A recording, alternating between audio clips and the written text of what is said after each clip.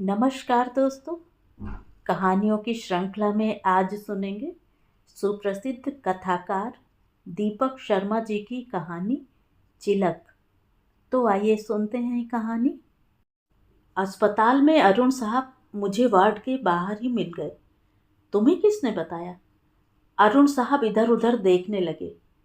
किसी ने तुम्हें देखा तो नहीं है? आप बहुत डरते हैं। मैंने अरुण साहब के संग चुहल की।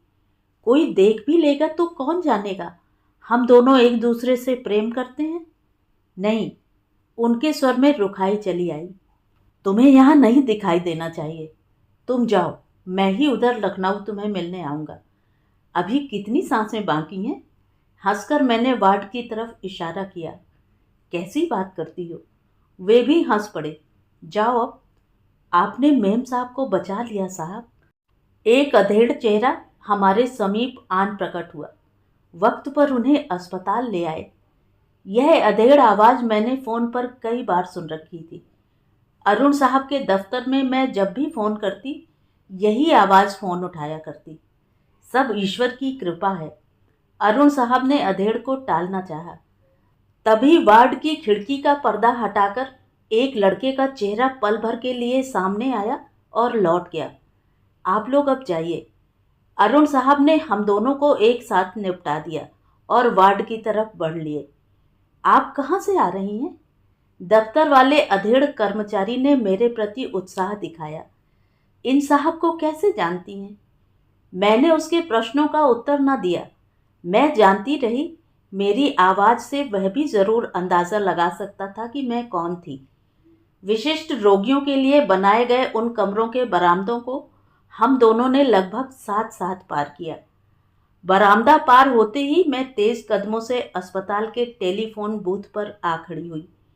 जब मैंने निश्चित कर लिया कि वह अधेड़ अपने स्कूटर समेत अस्पताल के गेट से बाहर जा चुका है, तो मैंने टेलीफोन बूथ से अरुण साहब को मोबाइल मिलाया।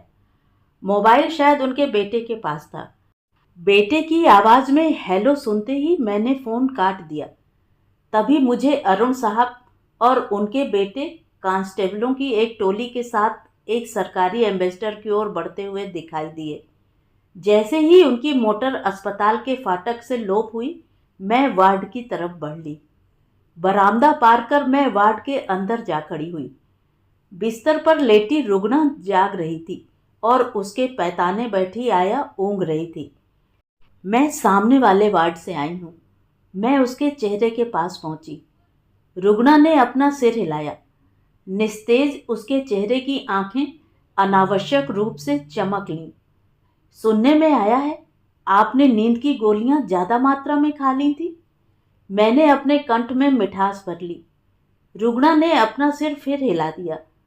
अचरज है, पूरे कस्बापुर में कानून का निष्पादन आपके पति के जिम्मे है और आत्महत्या का प्रयास कर आप ही कानून तोड़ रही हैं।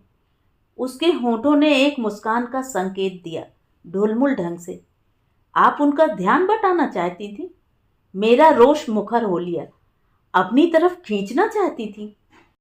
अपना नहीं इंगित करने के उद्देश्य से उसने अपना सिर विपरीत दिशा में हिला दिया। फिर आपने ऐसा क्यों किया? मैं आज़ाद होना चाहती थी। दुर्बल क्षीण स्वर में उसने मुंह खोला। क्यों? छत्ते में शहद की जगह जहर जमा हो रहा था। किसकी वजह से? उसने एक खिड़की खोली तो मैंने दूसरी खिड़की भी खोल लेनी चाहिए। वजह सब बेजा थी।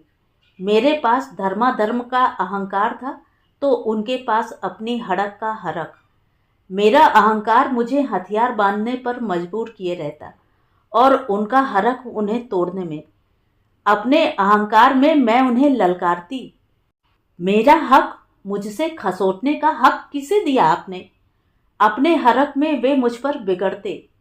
उनका उल्लास उनसे छीनने की हिम्मत मुझ में हो ही क्यों? रोज का वह कोसना धिक्कारना मुझे एक नरक की ओर ले जा रहा था और नरक से अब मुझे दूर जाना था, अलग होना था। मतलब? मैं उछल पड़ी। अरुण साहब को तलाक देने को अब आप तैयार हैं? तुम हमें जानती हो? रुग्णा सोते से जाग पड़ी।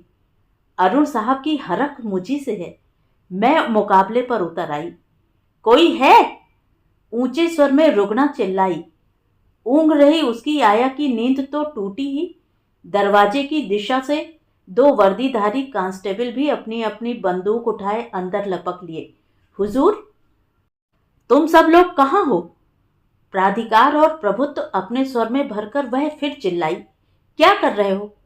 अपना नाम पता बताए बगैर यह अजनबी इधर कैसे चली आई? साहब से बर्खास्त होना मांगते हो? कौन कह सकता था अभी कुछ ही घंटे पहले वह मृत्यु की लालसा लिए रही थी, या फिर अभी कुछ ही मिनट पहले सच बोलने की छटपटाहट। चलो, वर्दीधारी दोनों कांस्टेबल मेरे दाएं बाएं हो लिए। बाहर चलो। साहब के लिए मैं अजनबी नहीं हूं। अपना पहचान पत्र अपने पर्स से निकालकर मैंने उन कांस्टेबलों के सामने लहराया। वे मुझे जानते हैं। जब वे लखनऊ के पुलिस रेडियो मुख्यालय में तैनात थे, उनकी पूरी डाक मेरे ही जिम्मे रहा करती थी। मैं वहीं लखनऊ के रेडियो मुख्यालय में काम करती हूँ। यह क्या हो रहा है? तभी अरुण साहब अपने बेटे के साथ अंदर आ गए। कौन है यह? दोनों ही के हाथों में खाने के डिब्बे और पैकेट थे। मुझे अचानक ख्याल आया, सुबह ही से मैंने कुछ भी न खाया था।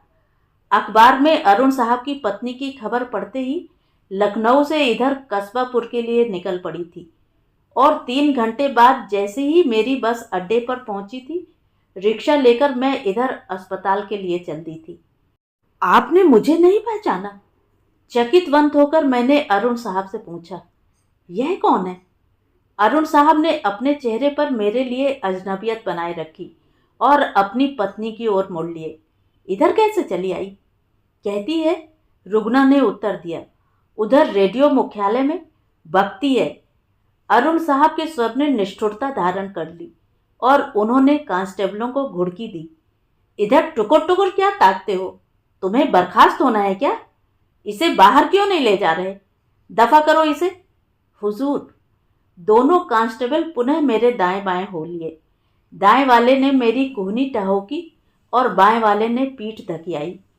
उनकी धक्का मुक्की के बावजूद मेरी नासिकाएं खाने की गंध अपने अंदर भरने से अपने को नहीं रोक पाईं।